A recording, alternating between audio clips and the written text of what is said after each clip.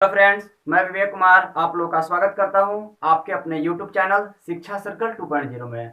Friends, आज मैं class 10th के लिए फिजिक्स अर्थात साइंस का पहला चैप्टर जो आपको एनसीईआरटी बुक में 10वां चैप्टर मिलेगा और फिजिक्स ओनली फिजिक्स के बुक में आपको पहला चैप्टर मिलेगा प्रकाश का परावर्तन। प्रकाश का परावर्तन इंग्लिश में इसको बोलते हैं रिफ्लेक्शन ऑफ लाइट।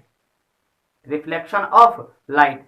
तो फ्रेंड्स, मैं पूरे फिजिक्स, पूरे केमिस्ट्री और पूरे बायोलॉजी इस चैनल के माध्यम से आपको कराऊंगा। मैथ भी कराऊंगा, हिंदी भी कराऊंगा, संस्कृत भी कराऊंगा। तो आप लोग क्या करिएगा, जब मैं वीडियो यह देखिएगा, जितना भी साइंस पढ़ाएंगे, साइंस का वीडियो बनेगा, वो प्रत्येक वीडियो को देखिएगा। आप लोग कॉपी लेकर के बैठिएगा, आप लोग को नोट्स बनाना है। मैं प्रत्येक क्वेश्चन कराऊंगा, आपके बोर्ड के एग्जाम में एक भी क्वेश्चन बाकी नहीं रहेगा, मैं आपसे वादा करता हूं। और वीडियो को पूरा के पूरा देखिएगा, आपको फिजिक्स लगेगा कि फिजिक्स हलवा है। क्या लगेगा? हलवा लगेगा। तो फ्रेंड्स, यहाँ पर पहला चैप्टर है प्रकाश का परावर्तन। सबसे पहले जानिए, परावर्तन को छोड़िए, पहला शब्द है प्रकाश, जिसको इंग्लिश में बोलते हैं लाइट। प्रकाश क्या है? प्रकाश क्या है और प्रकाश से हमें क्या क्या फायदे हैं, प्रकाश के क्या गुण हैं, यह हम लोग जानेंगे। तो 7th में पढ़ना था, 6th में पढ़ना था और 8th में पढ़ना था प्रकाश के बारे में। तो बहुत से बच्चे बिहार बोर्ड के जो होते हैं वो तो उस क्लास में पढ़ते नहीं है, इससे खाली घूमते हैं और 10th में कहते हैं कि चलिए कुछ पढ़ लिया जाए बोर्ड में मार्क्स लाने के लिए। तो देखिए, पहले बोर्ड में मार्क्स लाने से बजाय पहले आप उसको पूरा डीपली पढ़िए, क्या कि आपको कंपटीशन में जाना है। अगर आपको कंपटीशन में जाना है, आपके अंदर जिज्ञासा है जानने के लिए, पढ़ने के लिए, अच्छा कंसेप्ट लेने के लिए, तो इस वीडियो में बने रहिएगा और इस चैनल पर बने रहिएगा। तो यहाँ पर इतना डीपली पढ़ाई होगा कि आपका एक भी क्वेश्चन छूट नहीं सकता है। ऑब्जेक्टिव सब्जेक्टिव पूरा डीपली चला जाएगा। तो चलिए, समय को ना गवाते हुए देखते हैं प्रकाश चैप्टर। तो है प्रकाश का परावर्तन, इसमें ही एनसीईआरटी बुक में दिया होगा प्रकाश का अपवर्तन। इसी का एक बड़ा भाई है, यह बड़ा भाई वो छोटा भाई जुड़वा भाई है। अब देखिए क्या है प्रकाश। तो प्रकाश क्या है, यहाँ पर एक शब्द आएगा प्रकाश क्या है। तो प्रकाश एक प्रकार की ऊर्जा है। प्रकाश ऊर्जा का रूप है। प्रकाश क्या है? ऊर्जा का रूप है, फॉर्म ऑफ एनर्जी।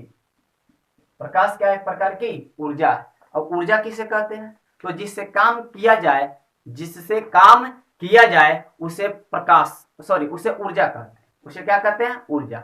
जैसे होता है ना ऊर्जा, गतिज ऊर्जा, स्थितिज ऊर्जा। मान लो कोई चल रहा है तो गति में है तो गतिज ऊर्जा, बैठा हुआ है रुका हुआ है तो कौन सा ऊर्जा? स्थितिज ऊर्जा। जैसे हम लोग काम करते हैं तो क्या हो जाएगा? मांसपेशीय ऊर्जा, मसल्स द्वारा होता है, पेशीय ऊर्जा जिसको बोलते हैं।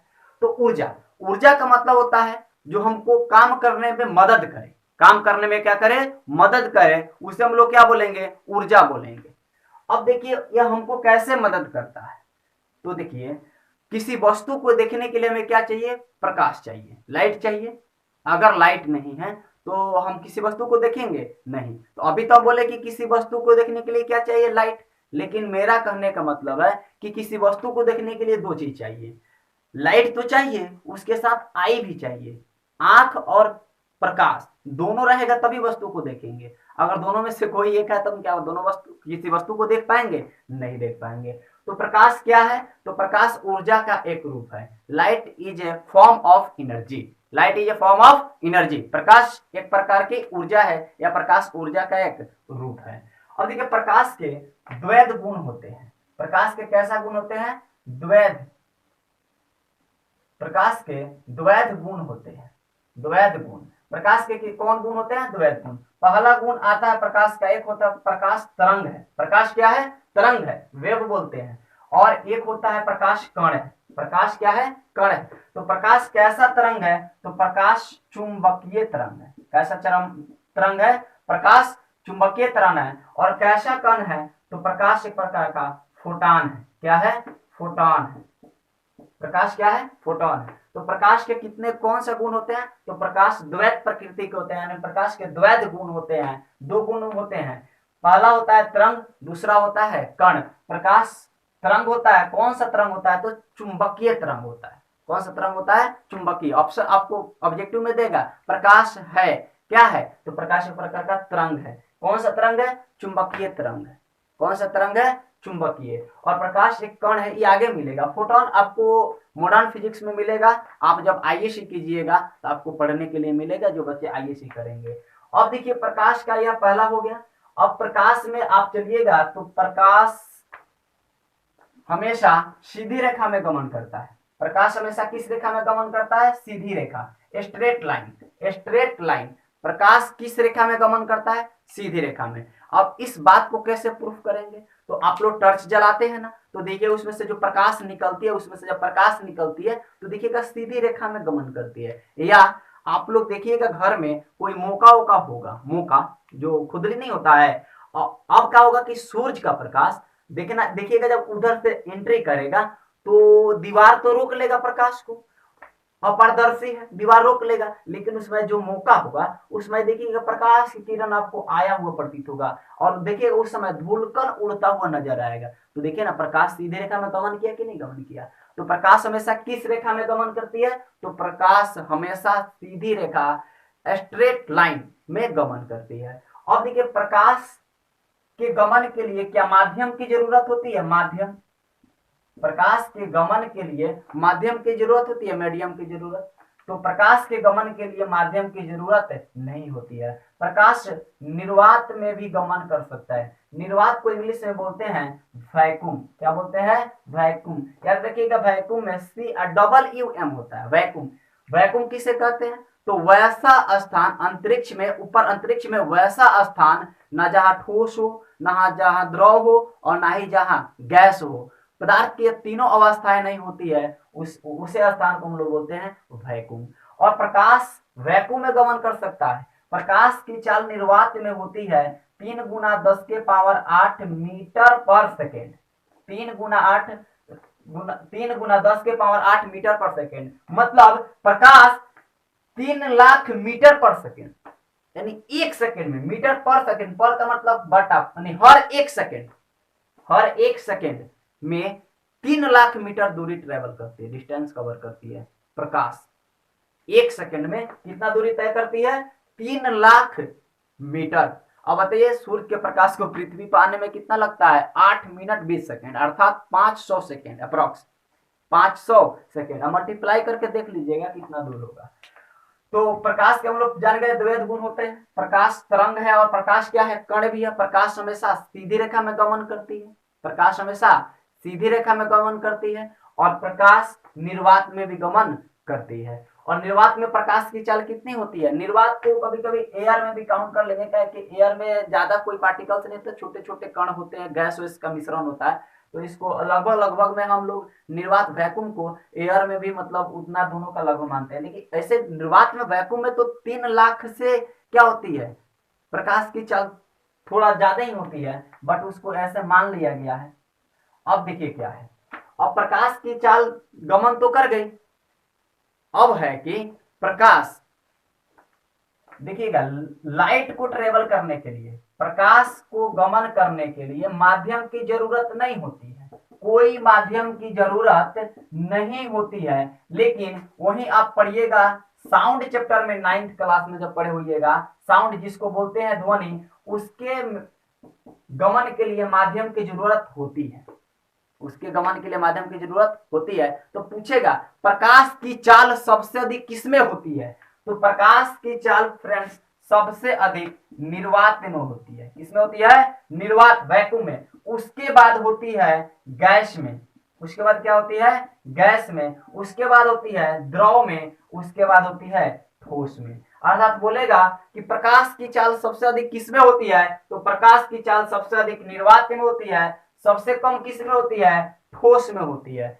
बोलेगा प्रकाश की, देखिए घटते क्रम है, ऊपर से प्रकाश जब आएगा ना तो ही घटते क्रम है। ऊपर क्या है? निर्वात, उसके बाद गैस, हवा हवा का मिश्रण, उसके बाद आएगा द्रव, द्रव के बाद क्या आएगा? ठोस। जैसे तकिया उकिया पर, चादर उधर पर प्रकाश पार कराइएगा ना, तो प्रकाश क्या होगा? बहुत कम मात्रा में पार करेगा, धीरे धीरे पार करेगा। तो प्रकाश की चाल सबसे अधिक होती है कहाँ? निर्वात में। सबसे कम कहाँ होती है? ठोस में। सबसे कम कहाँ होती है? ठोस में। सबसे अधिक निर्वात, उसके बाद गैस, उसके बाद द्रव, उसके बाद ठोस। द्रव में जानते हैं समुद्र में प्रकाश की चाल पानी में खूब जाएगी, खूब डीपली जाएगी अंदर, तो 200 मीटर। 200 मीटर गहरा जाएगी। कितना मीटर जाएगी? 200 मीटर। उसके बाद प्रकाश की किरण नहीं जाएगी। अब देखिए, तो प्रकाश की चाल के माध्यम की जरूरत नहीं होती है, लेकिन सबसे अधिक ठोस में, उसके बाद गैस, द्रव, सॉरी सबसे अधिक निर्वात, गैस, द्रव, ठोस। लेकिन यही अगर आइएगा ध्वनि में, इसके जस्ट उल्टा, ध्वनि में जस्ट उल्टा। देखिए, सबसे अधिक ध्वनि की चाल होती है ठोस में, उसके बाद होती है द्रव में, उसके बाद होती है गैस में, उसके बाद होती है गैस में, और तब होती है निर्वात में। ऐसे निर्वात में तो ध्वनि की चाल होती ही नहीं है, ध्वनि की चाल होती ही नहीं है। देखिएगा, घर में, पक्का घर में बोलिएगा तो आपकी आवाज को ज्यादा क्या करेगा? टानेगा, और टान करके परावर्तन, परावर्तन पढ़ाएंगे बाद में। पहले आप प्रकाश के घटना को जानिए। प्रकाश के घटना को जब जान जाइएगा तो आप लोग को तो परावर्तन खुद समझ में आ जाएगा, हर पॉइंट समझ में आ जाएगा। तो पहले आप लोग यह देखिए कि प्रकाश की चाल सबसे अधिक होती है निर्वात में, तब होती है गैस में, तब होती है द्रव में, तब होती है ठोस में। लेकिन वही साउंड की स्पीड सबसे अधिक होती है ठोस में, उसके बाद द्रव में, उसके बाद गैस में। निर्वात में तो होती ही नहीं है। निर्वात में तो कोई गैस वैस वही नहीं। अब बताइए, हम लोग कोई बात बोलते हैं, तो मैं यहाँ बोल रहा हूँ और कोई हमसे मान लीजिए कि 10 मीटर दूरी पर खड़ा है, तो उसके पास कब हमारा साउंड जाता है? जब हम बोलते हैं, और वह मेरा वॉइस वह एयर में मिश्रण होता है, और एयर में अनुप्रस्थ अनुदैर्ध्य पड़े है ना, एक दूसरे को ठेकेलते रहता है, धक्का दे दे कर हवा में उदिया करके उसके कान तक पहुंचता है। अब बताइए, वहां पर निर्वात में कोई एयर वर नहीं है, तो वहां पर प्रकाश कैसे गमन करेगा? गमन करेगा? नहीं गमन करेगा। तो प्रकाश की चाल सबसे अधिक होती है निर्वात, उसके बाद गैस, द्रव, ठोस। उसी का उल्टा होता है ध्वनि, साउंड की चाल। अब जानेंगे प्रकाश, प्रकाश के डिफिनीशन। प्रकाश, पहले जाने प्रकाश क्या है। What is light? तो light is a form of energy. प्रकाश ऊर्जा का रूप है, प्रकाश ऊर्जा का रूप है। प्रकाश किसे कहते हैं? तो प्रकाश वह कारक है जिसकी उपस्थिति में हम किसी वस्तु को आसानी से देख पाते हैं। अब बताइए, प्रकाश नहीं रहे तो हम किसी वस्तु को नहीं देख पाएंगे। यह सच में ऊर्जा है, एनर्जी है।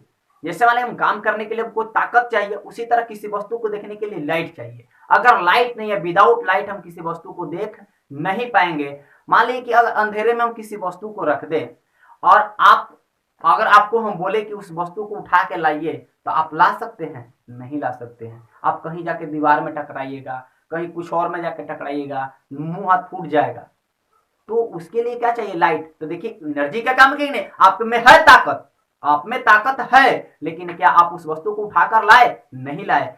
क्यों नहीं लाए? क्योंकि लाइट की क्या है? व्यवस्था नहीं है, प्रकाश नहीं है। तो ऊर्जा कहां से मिला? नहीं मिला। जैसे भोजन करते हैं तो हमें एनर्जी मिलती है ना, पढ़ाएंगे बायो चैप्टर में, बायो में।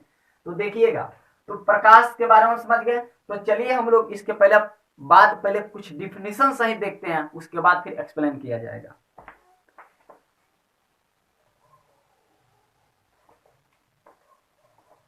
तो आइए फ्रेंड्स, अब देखते हैं कुछ परिभाषा के माध्यम से। कहता है प्रकाश क्या है? तो प्रकाश ऊर्जा का एक रूप है, यानी light is a form of energy.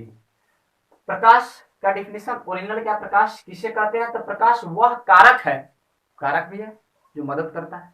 प्रकाश वह कारक है जिसकी उपस्थिति में हम किसी भी वस्तु को आसानी से, सॉरी से छूट गया है, आसानी से देख पाते हैं। हम किसी भी वस्तु को आसानी से देख पाते हैं। प्रकाश के गुण, अभी जो समझा उसी को एक्सप्लेन कर रहे हैं। प्रकाश के गुण, तो प्रकाश ऊर्जा का एक रूप है।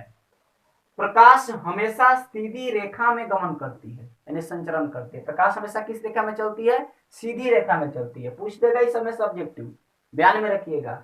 प्रकाश विद्युत चुंबकीय तरंग है जो अनुप्रस्थ प्रकृति की होती है। अनुप्रस्थ माने जो ऐसे चले, थोड़ा ऊपर नीचे ऐसे धक्का देके।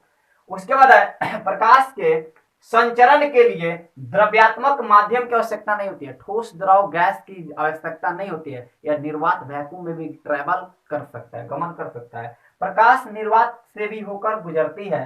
प्रकाश की चाल निर्वात यानी अर्थात हवा, लगभग हवा में 3 गुना 10 के पावर 8 मीटर पर सेकंड होती है, यानी 3 लाख मीटर पर सेकंड होती है। आगे बताया जाएगा पावर घात कैसे चढ़ता है, पूरा बताया जाएगा डीपली। आप लोग स्क्रीनशॉट लेते चलिए और इसका नोट्स बनाते। फ्रेंड्स, हम लोग प्रकाश स्रोत देखते हैं। प्रकाश स्रोत क्या है? तो स्रोत का मतलब उस चीज से प्राप्त करना, निकलना, उत्पन्न होना, उसका मतलब स्रोत होता है। जहां से निकलता है, मिलता है, तो कहता है प्रकाश स्रोत। प्रकाश कहां से निकलता है? तो देखिए, जिस वस्तु से प्रकाश निकलता है उसे प्रकाश स्रोत कहते हैं। जिस वस्तु से प्रकाश निकलता है उसे प्रकाश स्रोत कहते हैं। जैसे सूर्य, सूर्य से प्रकाश निकलता है ना, प्रकाश स्रोत है। तारे, प्रकाश निकलता है ना, तभी तो चमकता है, प्रकाश स्रोत। चंद्रमा, जुगनू, मोमबत्ती, लालटेन, लैंप, दिया, बिजली का जलता हुआ बल्ब, मोमबत्ती, ये सब क्या है? प्रकाश स्रोत है। लेकिन इस प्रकाश स्रोत में दो प्रकार का स्रोत है। एक है प्रकाश का प्राकृतिक स्रोत, एक है प्रकाश का मानव निर्मित स्रोत। प्राकृतिक स्रोत जैसे सूर्य, चंद्रमा, जुगनू आदि, ये सब क्या है? प्रकाश के प्राकृतिक स्रोत है। लेकिन लालटेन, मोमबत्ती, लैंप, दिया, बिजली का जलता हुआ बल्ब, यह मानव निर्मित स्रोत है। प्रकृति द्वारा स्रोत इतना ही है, सूर्य, तारे, चंद्रमा, जुगनू, यह सब प्रकृति द्वारा है। इसे गॉड गिफ्ट है, भगवान द्वारा दिया गया है, इसलिए इसको बोलेंगे प्रकाश का प्राकृतिक स्रोत। और जो मानव ने खुद बनाया है, मानव ने जिसे खुद बनाया है, उसको बोलते हैं मानव निर्मित स्रोत। तो शायद आपको समझ में आया होगा। आप लोग स्क्रीनशॉट लेते चलिए और नोट्स बनाते चलिए।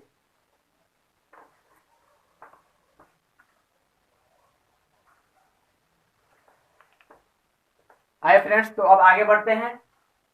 जो हम लोग प्राकृतिक स्रोत दो पढ़े थे, प्रकाश का प्राकृतिक प्रकाश का स्रोत दो पढ़े थे, प्राकृतिक स्रोत और मानव निर्मित स्रोत। प्राकृतिक स्रोत में आते हैं सूर्य, तारे, चंद्रमा, जुगनू आदि प्रकाश के प्राकृतिक स्रोत है। ये प्रकाश यह मनुष्य द्वारा बनाया नहीं गया है। अब कहता है यहाँ पर कुछ रिमार्क्स है, नोट पॉइंट, जो आपके कॉम्पिटिटिव एग्जाम में भी 10th में भी पूछे जाते हैं। तो बोला है चंद्रमा के पास अपना स्रोत नहीं है। चंद्रमा के पास अपना प्रकाश स्रोत नहीं है। यह सूरज के प्रकाश से प्रकाशित होती है।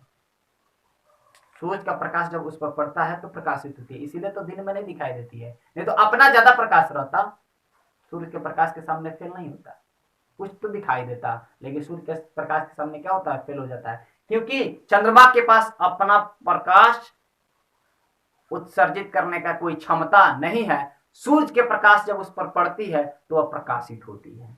अब अगर पृथ्वी पर प्रकाश का सबसे बड़ा स्रोत सूर्य है, लाइट का, पृथ्वी पर पूरे लाइट का सबसे बड़ा सोर्स क्या है? तो सन है। फिर कह रहा है पृथ्वी पर ऊर्जा का भी सबसे बड़ा स्रोत क्या है? सूर्य है। प्रकाश का और ऊर्जा का सबसे बड़ा स्रोत कौन है?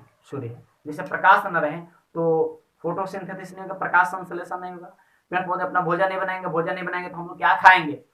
कुछ होगा? संभव नहीं है, बायोलॉजी में मिलेगा। मानव निर्मित स्रोत, बिजली का जलता हुआ बल्ब, जलती हुई मोमबत्ती, दिया, लालटेन, लैंप इत्यादि प्रकाश के मानव निर्मित स्रोत है, या मनुष्य के द्वारा बनाया गया है।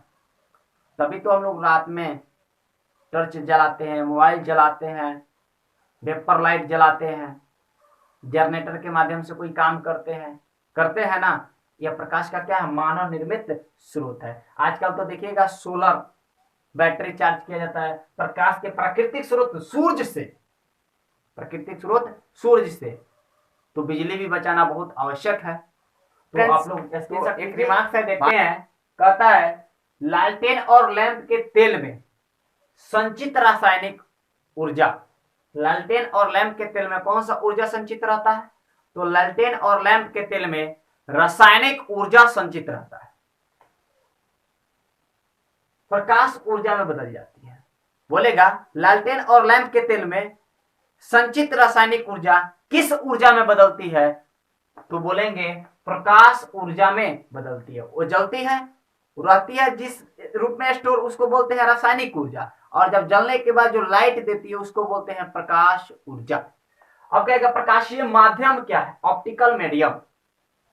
तो प्रकाशीय माध्यम क्या है? वह क्षेत्र जिससे होकर प्रकाश हमारी आंखों तक पहुंचती है उसे प्रकाशीय माध्यम कहते हैं। जैसे हवा, हवा में प्रकाश हवा में पार कर करके हमारे आंखों तक आएगी, पानी में प्रकाश पार करके हमारे आंखों तक आएगी, तो उसे हम क्या बोलेंगे? प्रकाशीय माध्यम। अब प्रकाशीय माध्यमों के आधार पर पदार्थ के 3 भेद होते हैं, तो पहले इसका स्क्रीनशॉट लीजिए और आगे देखते हैं।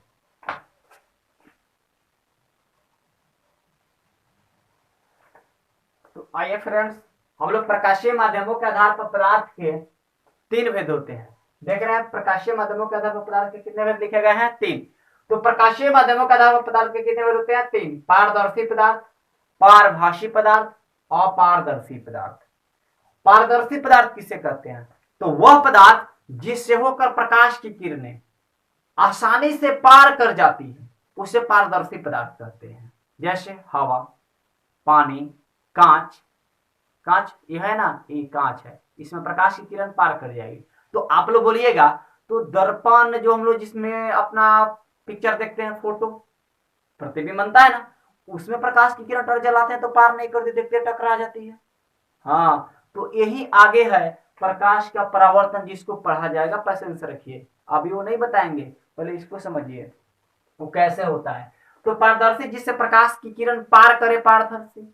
पारभासी, भासी माने आभास हो रहा है, यानी जिससे होकर प्रकाश की, यानी वह पदार्थ जिससे होकर प्रकाश की किरणें कुछ पार करे, कुछ आंशिक रूप से, पूरा का पूरा नहीं, कुछ पार करे या कुछ ना पार करे, उसे क्या कहते हैं? पारभासी। इसका एग्जाम्पल क्या होगा? तो इसका एग्जाम्पल हो जाएगा कुहासा, इसका एग्जाम्पल हो जाएगा दूध, रक्त, ब्लड। देखिए ना, इसमें टर्च जलाइएगा तो इधर वाला थोड़ा थोड़ा थोड़ा थोड़ा रेड कलर का दिखाई देता, प्रकाश की किरण पार करते कि नहीं? तेल लगा कागज, कागज में तेल नहीं लगाइएगा तो अपारदर्शी नहीं पार करेगा। तेल लगा दीजिएगा, देखिएगा कुछ कुछ भाग पार करेगा, जिसको बोलेंगे पारभासी। क्या बोलेंगे? पारभासी। और अपारदर्शी यानी वह पदार्थ जिससे होकर प्रकाश की किरण कभी नहीं पार करे, उसे क्या बोलेंगे? अपारदर्शी। जैसे पत्थर, ईंट नहीं पार करेगा ना, वो अपारदर्शी। अपारदर्शी। तो पारदर्शी किसे कहते हैं? जिसे पार करे। पारभासी जिससे थोड़ा पार करे। अपारदर्शी नहीं पार करे। बात समझ में आ रही है ना? इसका पहले स्क्रीनशॉट लीजिए, आगे बढ़ते हैं। आइए अगला देखते हैं।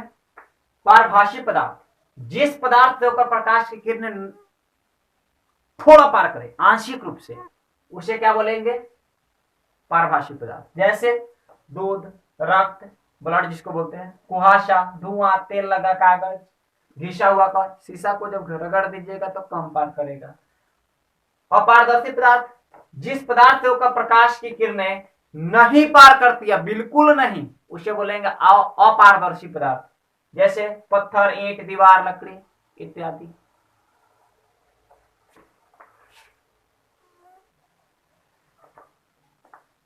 आइए फ्रेंड्स, तो एक बार बार शब्द आ रहा है, हम लोग पढ़ रहे हैं तो देख रहे हैं बार बार शब्द आ रहा है किरण। क्या शब्द आ रहा है? किरण। किरण क्या है? किरण किसे कहते हैं? तो एक सरल रेखा में, मतलब सीधी रेखा में, एक सरल रेखा में चलने वाली किरण, चलने वाली प्रकाश को प्रकाश की किरण कहते हैं। एक सरल रेखा में चलने वाले प्रकाश को प्रकाश की क्या कहते हैं? किरण कहते हैं। जो सीधी रेखा में चलती है ना, उसी को हम लोग क्या कहते हैं? उसी प्रकाश को हम लोग किरण कहते हैं। सीधी रेखा में जो प्रकाश चलती है उसी को हम लोग क्या कहते हैं? किरण कहते हैं। क्या कहते हैं? किरण। अब कहते हैं किरण पुंज, प्रकाश के किरण पुंज, बीम ऑफ लाइट, प्रकाश के किरण पुंज। तो कर रहा है, तो सीधी रेखा में जो प्रकाश चलेगा उसको प्रकाश की किरण बोलेंगे, और वैसे वैसे बहुत जो किरण चलेगा तो उसी को बोलेंगे किरण पुंज। क्या बोलेंगे? किरण पुंज। एक चला तो किरण, एक से जब अधिक चलने लगा तो क्या बोलेंगे? किरण पुंज। तो कह रहा है प्रकाश के किरणों की समूह को किरण पुंज कहते हैं। प्रकाश के, देखिए चल एक चला तो इसको बोलेंगे किरण। क्या बोलेंगे? किरण। लेकिन जब ऐसे ऐसे बहुत चलने लगे, ऐसे ऐसे बहुत चलने लगे तो एक पुंज ना बन गया, इसी को बोलेंगे। आइए फ्रेंड्स, तो देखते हैं अब किरण पुंज कितने प्रकार के होते हैं। किरण पुंज 3 प्रकार के होते हैं, समांतर, अपसारी, अभिसारी। समांतर किरण पुंज किसे कहते हैं? तो कह रहा है जिस किरण पुंज में प्रकाश की किरणें एक दूसरे के समांतर होती है, जिस किरण पुंज में प्रकाश की किरणें एक दूसरे को समांतर होती है उसे समांतर किरण पुंज कहते हैं। किरण पुंज मतलब प्रकाश के किरणों का समूह को किरण पुंज कहते हैं। तो देखिए, तो एक दूसरे के क्या है, समांतर होते हैं। जैसे सूर्य के प्रकाश, सूर्य से जो प्रकाश आती है वो एक दूसरे की क्या होती है, पैरेलल होती है, समांतर होती है, इसलिए उसको बोलेंगे समांतर किरण पुंज। या फ्रेंड्स, आप लोग समांतर को तो उतना इंपॉर्टेंट नहीं मानते हैं, लेकिन यहाँ पर अपसारी अभिसारी, यहाँ से आपकी कहानी आगे बहुत बदलेगी। अपसारी किरण पुंज क्या होता है, अभिसारी किरण पुंज। अपसारी को इंग्लिश में बोलते हैं डाइवर्जिंग। डाइवर्जिंग का मतलब होता है फैलाना, डाइवर्जिंग का मतलब फैलाना। अपसारी का मतलब फैलाना, मतलब डाइवर्जिंग। डाइवर्जिंग का मतलब होता है फैलाना, और कन्वर्जिंग का मतलब होता है सिकुड़ाना। कन्वर्जिंग का मतलब क्या होता है, सिकुड़ाना। देखिएगा, कभी कभी कोई लाइट है ना, कोई लाइट सोर्स ऑफ लाइट है, जो क्या करेगा, प्रकाश की किरण को फैलाने का काम करता है। क्या करता है, फैलाने का। तो उसको बोलेंगे अपसारी किरण पुंज, जो फैलाएगा। और जो सिकुड़ाएगा उसको बोलेंगे कन्वर्जिंग बीम, अभिसारी किरण पुंज। तो चलिए इसको पहले आगे देखते हैं, इसका डेफिनेशन। आए फ्रेंड्स, तो अब देखते हैं अपसारी किरण पुंज क्या होता है। कह रहा है जिस किरण पुंज में प्रकाश की किरणें एक बिंदु स्रोत से, मतलब मान लीजिए कि यह क्या है, टर्च है, मोबाइल का टर्च है। अब इसको जब जलाइएगा तो देखिए इसमें से प्रकाश की किरण निकलकर एक ही बिंदु से निकलकर फैलती चली जाएगी, निकलकर फैलती चली जाएगी। तो उसी को बोलते हैं अपसारी किरण पुंज। यानी कह रहा है जिस किरण पुंज में प्रकाश की किरणें एक बिंदु स्रोत से निकलकर फैलती चली जाती है, उसे अपसारी किरण पुंज कहते हैं। जैसे देखिए फिगर द्वारा, मान लीजिए कि यह क्या है, एक टर्च है, या एक क्या है, टर्च है, या एक क्या है, या एक क्या है, या एक क्या है, टर्च है, या क्या है, एक टर्च है। अब इसमें क्या होगा, प्रकाश की किरण क्या होगी, निकल कर फैलती चली जाएगी, निकल कर क्या होगी, फैलती चली जाएगी, निकल कर क्या होगी, फैलती चली जाएगी। इसी को बोलते हैं अपसारी किरण पुंज। इसको इंग्लिश में बोलते हैं डाइवर्जिंग बीम। क्या बोलते हैं, डाइवर्जिंग बीम। क्या बोलते हैं, डाइवर्जिंग बीम, डाइवर्जिंग बीम। तो वह किरण पुंज जिसमें प्रकाश की किरणें एक बिंदु से निकलकर फैलती चली जाती है उसे क्या बोलते हैं, अपसारी किरण पुंज बोलते हैं। स्क्रीनशॉट लीजिए।